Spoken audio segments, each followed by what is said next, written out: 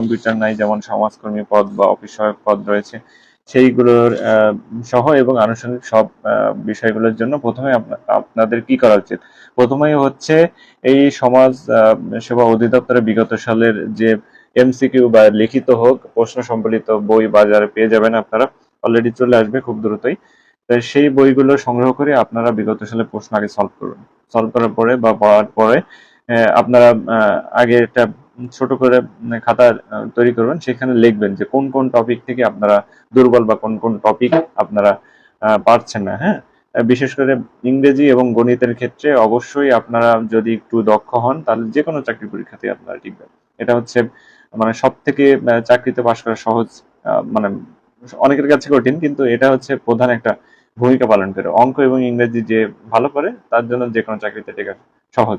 আর এর পাশাপাশি বাংলা এবং সাধারণ জ্ঞান তো আপনাদের কেউ একটু ভালো হতে হবে, দক্ষ হতে হবে। হ্যাঁ, এখন হচ্ছে আমরা কি কি করবো, এটা তো বললাম যে সমস্যা অধিদপ্তরের বিগত সালে প্রশ্ন করতে হবে। এরপরে আপনারা যেহেতু প্রথমেই যেহেতু অনেক বড় পোস্ট, সেই কারণে এমসিকিউ হবে মাস্ট বি। আর কয়েকটা পোস্ট হয়তো কম অ্যাপ্লাই হলে ডাইরেক্ট রিটেনও হতে পারে। তো এমসিকিউ যদি হয় এমসিকিউ 70 অথবা 100 মার্কের হতে পারে, কারণ এখন প্রশ্নের প্যাটার্ন কিন্তু চেঞ্জ হচ্ছে, সবকিছু আপডেট হচ্ছে, আর প্রতিযোগীও খুব বেশি হয়, প্রতিযোগিতাপূর্ণ হচ্ছে।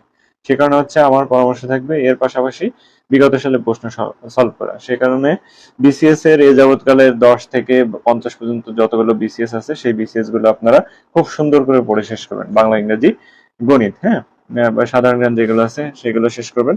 সে কারণে আমার তো এটা জব সলিউশন পুরাতনটা, এটা হচ্ছে জব সলিউশনের মাদার অফ জব সলিউশন বলা হয়।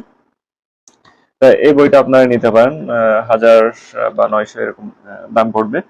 আপডেটটা নিতে পারেন। এই বইটার সুবিধা হচ্ছে আপনার বিসিএস সহ প্রাইমারি এনটিআরসির অল্প কিছু আছে এবং আনুষঙ্গিক আপনার বিভিন্ন মন্ত্রণালয় বা বিভিন্ন এই যে নবম গ্রেড 10ম গ্রেডের চাকরি যত এমসিকিউ আছে, আপনি যদি এই বইটা মানে 2বার বা 3বার রিভিশন দিয়ে শেষ করতে পারেন, আপনার মানে বিগত সালের প্রশ্ন সব মাথায় থাকবে। আর গড়ে প্রায় 10,000 বা 10-12,000 বা 15,000 মতো বিগত সালের সর্বোচ্চ প্রশ্ন আছে। এইগুলো আসলে ঘুরে ফিরেই একই প্রশ্ন আসে। হ্যাঁ, আর শুধু ওই বেসিক যদি আপনার ক্লিয়ার থাকে, হ্যাঁ, তাহলে যে ধরনের প্রশ্ন আসুক আপনি পারবেন। এই কারণে বলি যে বেসিক ক্লিয়ার করে বুঝে শুনে আপনার বারবার প্র্যাকটিস করবেন, পড়বেন, তাহলে দেখবেন যে কোনো পরীক্ষায় আটকাবেন না ইনশাল্লাহ। আল্লাহর রহমতে আমিও সেই চেষ্টাই করেছি বা সেভাবে এগিয়েছি। এই কারণে অনেকগুলো পরীক্ষায় প্রায় 15-16টি পরীক্ষার মতো পাশ করেছি। এমসিকিউ রিটেন আবার অনেক প্রায় 8টা ভাইভা দিয়েছি। 8টা ভাইভার মধ্যে 2টা চাকরি তো আল্লাহর রহমতে করছি অলরেডি। সেই কারণে সেই অভিজ্ঞতা থেকে আপনাদেরকে পরামর্শ দেওয়ার চেষ্টা। এর পাশাপাশি হচ্ছে আপনারা এই যে গত 1 বছরের যত এমসিকিউ প্রশ্ন আছে সেটা এই যে রিসেন্ট জব সলিউশন, এটা একটু পুরাতন, যেমন জুন থেকে ডিসেম্বর পর্যন্ত আছে, কিন্তু আপনারা চেষ্টা করুন বিগত সালে ওই লেটেস্ট প্রফেসরের জব সলিউশনটা কিনলে আপনারা বিগত সালের 1 বছরের সব পেয়ে যাবেন, তাহলে আর আলাদা করে কিনা লাগবে না। এর পাশাপাশি আপনারা চেষ্টা করবেন যে প্রাইমারির বই কেনার জন্য। হ্যাঁ, প্রাইমারির গাজী মিজানুর রহমানের বই সহ অন্যান্য যে কোনো প্রাইমারি বইতে বিগত সালে প্রশ্ন থাকে, যে বিগত প্রশ্ন থাকে ওই বিগত সালের প্রশ্নগুলো সলভ করবেন। এটা হলো প্রাইমারি। এরপরে হচ্ছে নিবন্ধনও আমার কাছে আছে গাজী মিজানুর রহমান স্যারের বই, এটা পুরাতন যদিও, তারপরে নিবন্ধনের প্রশ্নগুলো আপনারা সলভ করবেন। এরপরে আমরা আসি, এটা এমসিকিউ গেল। এমসিকিউর ক্ষেত্রে আপনারা এভাবে পড়বেন, আর এমসিকিউ টপিক ভিত্তিক যখন আপনারা পড়বেন তখন হচ্ছে বিস্তারিত জেনে বুঝে পড়বেন।